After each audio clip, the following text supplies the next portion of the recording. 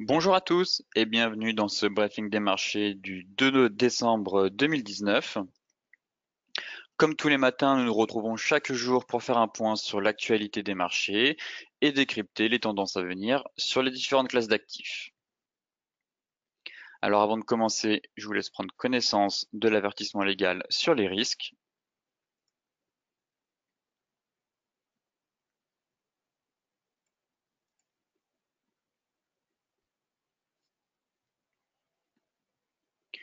Alors la semaine dernière, les bourses ont clôturé la séance de vendredi en baisse. Effectivement, les bourses européennes ont terminé en légère baisse, dans une séance calme en l'absence de nombreux investisseurs et du contexte d'incertitude persistante sur le commerce. Le sentiment général sur les marchés est resté dominé par les tensions entre Washington et Pékin, après la promulgation mercredi par Donald Trump de la loi de soutien aux manifestations pro-démocratie de Hong Kong. Côté indicateur, l'inflation dans la zone euro s'est redressée un peu plus nettement qu'attendu en novembre, l'augmentation des prix des produits alimentaires et des services ayant plus que compensé la baisse de ceux de l'énergie. Enfin, côté US, Wall Street a aussi terminé en baisse vendredi dans une séance écourtée au lendemain de Thanksgiving, marquée aussi par les incertitudes persistantes sur le front commercial. Effectivement, la bourse a réagi à son tour à la promulgation par Donald Trump d'une loi soutenant les manifestants démocrates à Hong Kong. Cette décision du président américain a provoqué sans surprise la colère de Pékin, qui menace de prendre des contre-mesures si les États-Unis continuent de s'immiscer dans ses affaires internes. Enfin, pour certains acteurs du marché, Wall Street fait aussi les frais de prise de bénéfices après avoir enchaîné des records ces derniers jours, grâce notamment à des statistiques encourageantes pour l'économie américaine. Maintenant, intéressons-nous à la partie graphique et on va tout de suite commencer avec le CAC 40. Donc la semaine dernière, c'était une semaine, c'était une clôture hebdomadaire et mensuelle. Comme vous pouvez le voir sur ce graphique, j'évoquais dans mes précédents briefings de marché la résistance située ici vers les 5850, 5865 points. Effectivement, le marché a clôturé au-dessus la semaine dernière, on a clôturé vers les 5900 points. De ce fait, cette résistance mensuelle devient un support, hein. On a toujours cette oblique qui passe par les mèches et les clôtures des bougies qui vient, voilà, où les prix viennent travailler justement cette fameuse oblique. Alors, on pourrait avoir un retour des prix pour venir tester cette résistance qui est devenue un support. Donc, pour venir tester, avoir une nouvelle tentative de rebond, enfin de test de cette fameuse résistance. En journalier, comme vous pouvez le voir, voilà, on est vraiment dans un canal haussier. Donc là, on peut cadrer la dynamique des prix à l'intérieur de ce canal haussier, hein, comme vous pouvez le voir. Et là, pour moi, on est rentré dans une phase de consolidation, latéralisation des prix. Effectivement, le marché, après avoir réalisé une ascension, on va dire, sans faille à la hausse, a besoin de consolider, de respirer. Donc, comme vous pouvez le voir, on est toujours dans ce range situé entre les 5950 points, hein. On est venu chercher la borne haute du range ce matin et le bas du range qui se situe justement pour moi au niveau de la fameuse résistance mensuelle, donc qui est devenue un support vers les 5850, 5865 points. Tant qu'on reste à l'intérieur de ce range, on va effectuer ce qu'on appelle une rotation des prix à l'intérieur de ce rectangle. On va avoir une phase de ping-pong entre ces deux bornes.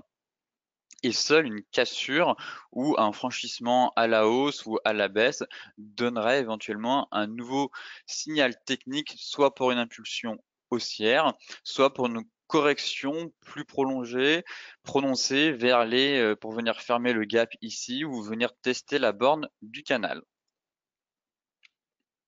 Concernant le DAX,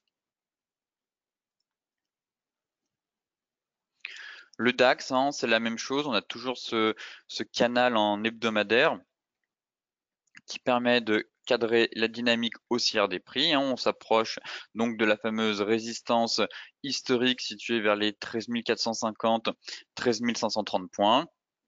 Là actuellement, comme vous pouvez le voir sur ce graphique, les clôtures elles ont toujours été faites à l'intérieur du canal.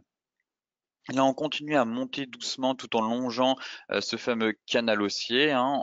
Si je descends en données journalières, voilà, on vient travailler la borne haute du canal hebdomadaire.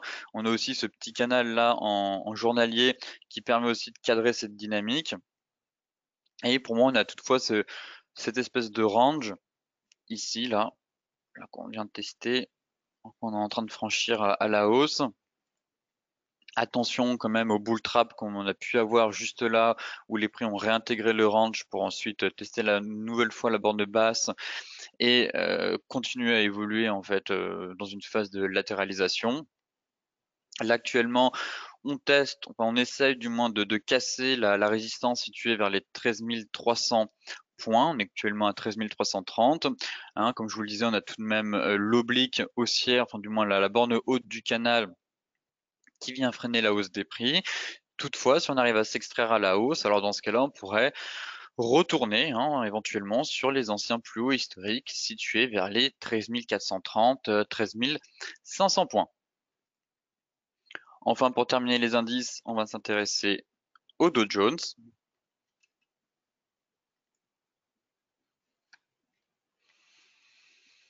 Le Dow Jones, hein, toujours dans cette dynamique haussière, hein, on peut cadrer aussi la tendance haussière via un canal haussier, hein, comme vous pouvez le voir sur ce graphique. Là actuellement, on a une petite divergence qui est en train de se former toujours sur l'indice américain. Toutefois, cette dernière n'a pas été validée, hein. Pour rappel, pour qu'on valide cette divergence, il faudrait que l'indicateur repasse en dessous donc, du bruit qui est situé juste là vers les 61. On constate quand même qu'on aurait un niveau de prix plus intéressant pour éventuellement avoir un repli ou une correction plus prononcée de l'indice si on parvient à rejoindre la borne haute située vers les 28 600, 28 650 points qui pour moi serait un niveau technique intéressant car là on est un peu au milieu du canal, on se situe un peu au niveau de nulle part. Donc si on devrait entrer en position pour éventuellement prendre un repli sur l'indice américain, le niveau technique à surveiller reste la borne haute du canal. Et effectivement, si on a un chandelier de retournement, alors on pourra avoir un repli, une légère correction de l'indice. Maintenant, on va s'intéresser au Forex. On va commencer avec l'euro USD.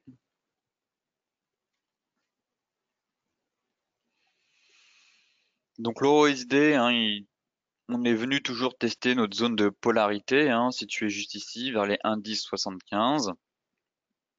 On est revenu enfin tester le nouveau support à 1,0975 et juste ici.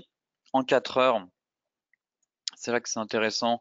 On est toujours dans ce range, juste ici. Alors soit on continue d'évoluer à l'intérieur de ce range, soit on arrive à le casser pour aller chercher le prochain support situé vers les 1,0930. Où on effectue justement cette rotation, hein. Ici, on a eu quand même un joli avalement sur le bas du range. Donc, est-ce que l'avalement va tenir et permettre d'avoir une nouvelle impulsion haussière pour effectuer la rotation à l'intérieur du range pour rejoindre les 1,1075 ou au contraire, est-ce qu'il va être invalidé? Dans ce cas-là, s'il est invalidé, qu'on franchit la borne basse du range et le support à 1,0975, l'objectif, ce serait de rejoindre hein, les deux niveaux de mèche qu'il y a juste là à 1,0930. L'euro CHF, donc l'euro face au franc suisse. Pareil, ici nous avons un scénario technique intéressant sur l'euro face au franc suisse. On pourra avoir une ETE, donc plusieurs scénarios, hein. Ici une épaule, tête, épaule. Il faudrait toutefois que les prix s'arrêtent à ce niveau-là, hein, qu'on ne vienne pas dépasser trop les mèches, sinon l'amplitude des épaules serait trop importante par rapport à la tête. Alors 2 scénarios, comme je vous le disais, soit on enchaîne les bougies rouges et on valide une seconde épaule, on aurait une ligne de coup vers les 1,0880. Soit effectivement, on est vraiment dans un range et compris entre les 1,1065 et les 1,0835. Dans ce cas-là, les prix pourraient continuer leur ascension vers les 1,1065. On aurait la moyenne mobile 200 qui viendrait prendre appui et renforcer ce niveau technique. Et pourquoi pas alors, si on a un signal technique de retournement ou via un indicateur ou via les chandeliers, avoir pareil une rotation des prix à l'intérieur du range pour viser dans un premier temps la zone d'équilibre vers les 1,0970 et ensuite le bas du range vers les 1,0835. Maintenant, on va regarder le NZD face au yen. Toujours très propre graphiquement cette paire, hein, comme je vous le disais, que ce soit avec la divergence haussière sur RSI, qui nous valide aussi un double bottom, hein. On peut toutefois tracer une droite de tendance qui passe par tous les creux de l'indicateur et vous voyez qu'à chaque fois on est vraiment venu rebondir dessus. Là pour moi l'objectif, comme je vous le disais dans le dernier briefing des marchés, c'était la moyenne mobile 200 périodes. On s'en rapproche. Effectivement, on est vraiment prêt. Là, on devrait facilement pouvoir rejoindre ce niveau. Et ensuite, dans un deuxième temps, bah, ce serait l'objectif théorique du double bottom qui se situe vers les, voilà, vers les 71. Pourquoi pas les 72, hein, ce serait un chiffre rond et un seuil psychologique. Donc, premier temps, la moyenne mobile 200. Et enfin, l'objectif théorique se situe, lui, à 72.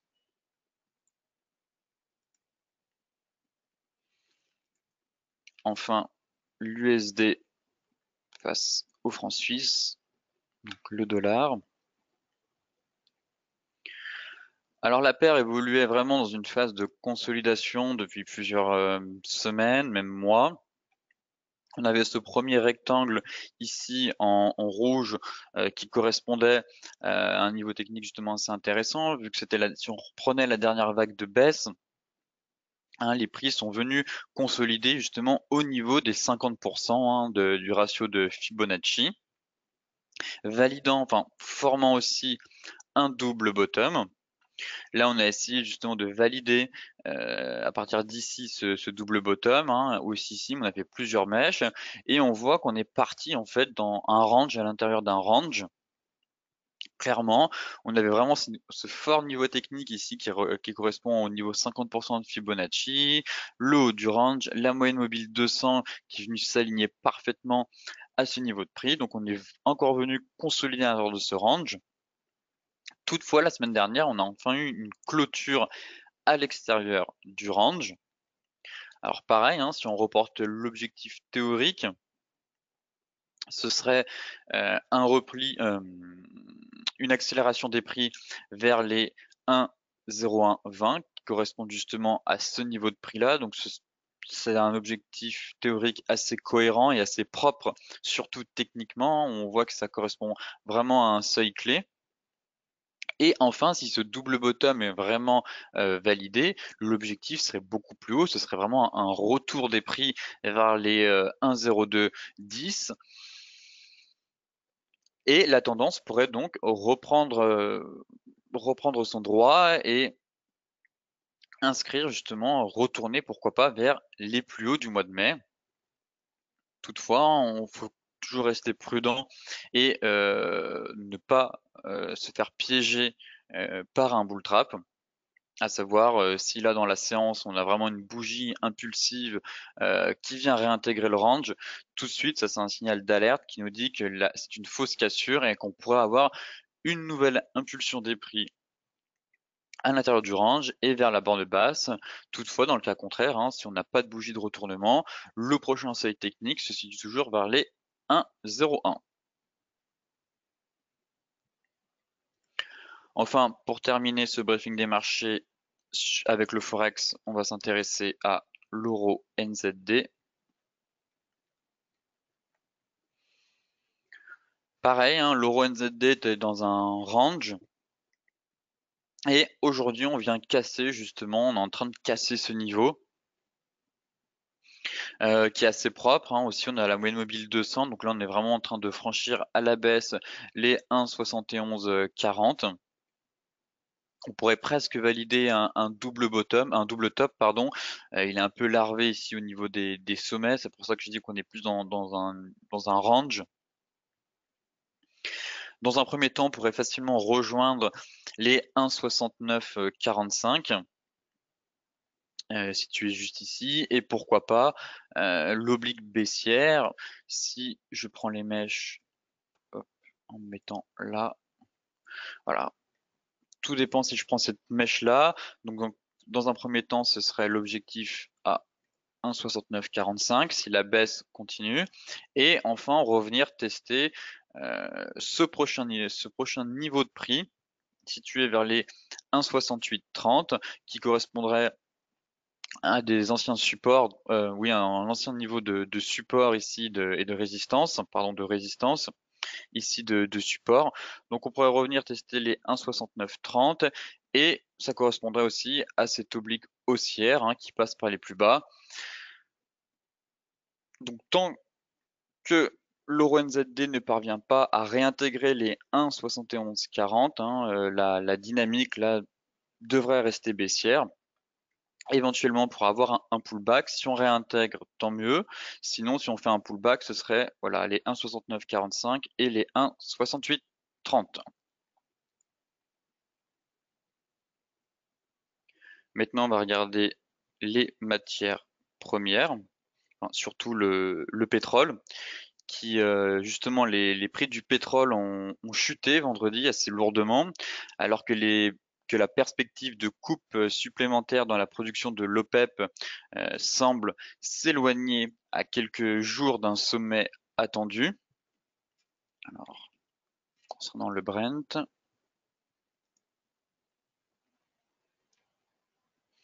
effectivement, hein, le marché est sans doute déçu que l'OPEP et ses partenaires ne prévoient pas de limiter davantage sa production.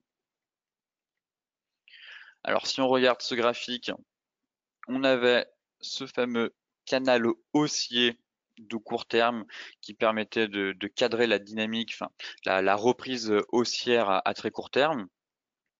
Là, on butait, hein, comme je vous le disais, on avait vraiment un niveau de prix assez fort, que ce soit par la résistance horizontale vers les 63,60, 63,50. On avait la moyenne mobile hein, qui est venue coiffer les prix et qui est venue tester, s'appuyer ici pour renforcer le niveau. On n'avait pas très loin la borne haute du canal. Donc, on avait pour moi une forte zone de convergence, plusieurs éléments techniques qui convergeaient, qui nous disaient attention, le niveau technique à franchir est quand même important pour pouvoir rejoindre les 67 $. Là, vendredi, donc on a quand même une baisse de quasiment 4,5%, ce qui est assez énorme sur le pétrole. Donc là, on est en train de rebondir, hein. On pourrait avoir un range ici à plus court terme. Donc pareil, plusieurs scénarios. Soit on part sur un range. Là, pour moi, on est quasiment venu tester le support vers les 60 $. Hein. Alors, si on franchit le support des 60, pour moi, je vois pas ce qui empêcherait le pétrole de rejoindre les 56 $. Mais là, on n'y est toujours pas. Alors, plusieurs scénarios. Soit on rentre dans un range. Là, on vient tester aussi cette fameuse oblique baissière qui passait par les plus hauts. Là, on a vu justement le fameux excès haussier. Là, on est venu tester, on est sorti on l'a réussi à la franchir à la hausse. Là, on a réintégré et là, on est pile poil dessus en train de tester ce niveau. Et on aura aussi la borne basse du canal. Alors, soit on réintègre, au final, le fausse cassure, on réintègre, on part au niveau des 67. Soit vraiment, on est plus là dans un rebond à court terme à cause de l'excès, enfin dire de la chute assez lourde du pétrole. Et alors, si je me mets en données 4 heures, voilà, pour moi, on peut déjà éventuellement commencer à tracer ce range juste là. Parfait. Donc Donc voilà, là ça va être le niveau de prix à surveiller. Soit on est vraiment, on consolide dans un range et on repart à la hausse, soit finalement on n'est même pas dans un range, on va corriger, limite on pourrait se dire bon on a une grosse vague de baisse. Si je prends le niveau des 50%, qu'on a un retracement en mode ABC, donc on pourrait remonter vers les 62 qui correspondent justement au bas du canal. Donc là on est en train de travailler les 38 de Fibonacci de la dernière vague de baisse. Si on parvient à casser ce niveau, dans ce cas-là les 50, et on pourrait alors repartir à la baisse et franchir les 60 dollars. Et pour moi, si on franchit les 60 dollars, hein, comme je vous le disais, ce serait un retour vers les plus bas annuels situés vers les 56 dollars. Enfin, pour terminer ce briefing des marchés, on va s'intéresser à la crypto-monnaie Bitcoin.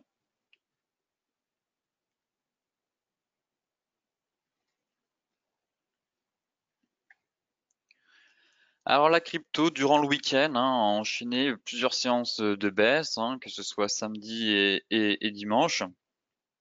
On avait quand même bien terminé la semaine avec justement cette cassure de la résistance à 7600 dollars, comme vous pouvez le voir.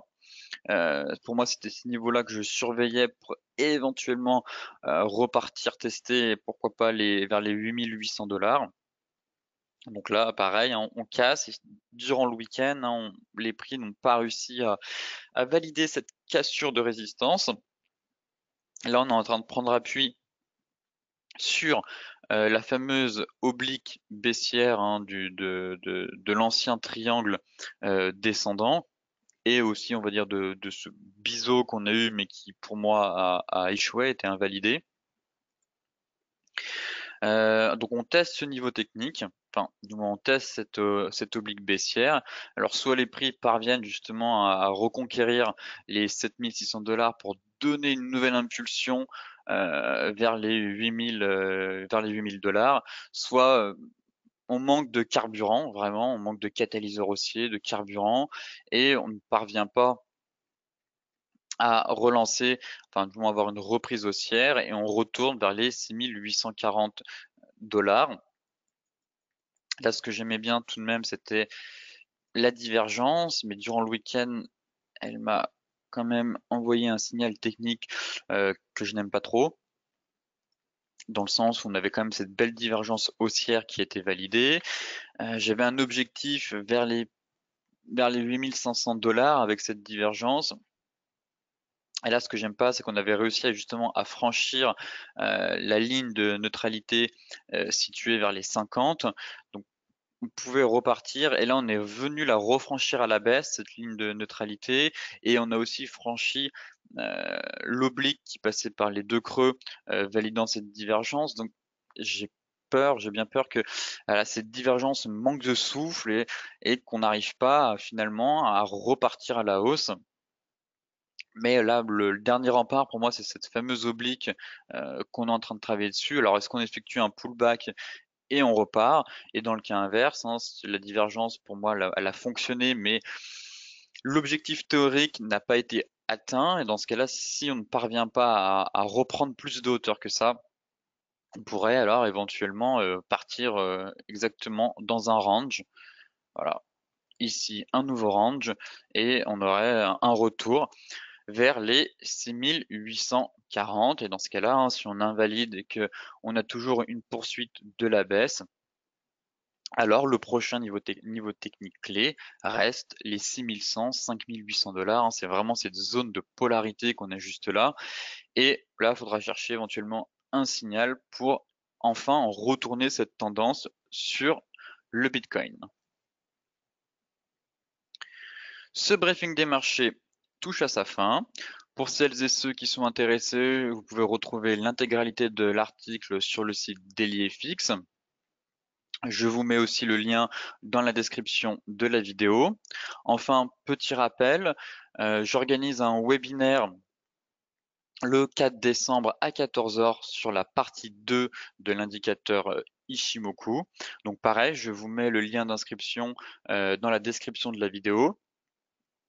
Donc ce webinaire sera sur la partie 2. Donc pour celles et ceux qui souhaitent me rejoindre dans ce webinaire, je vous invite à regarder la partie 1 pour avoir les connaissances et la compréhension pour la partie 2. Donc là, vous pouvez retrouver cette partie 1 directement sur notre chaîne YouTube.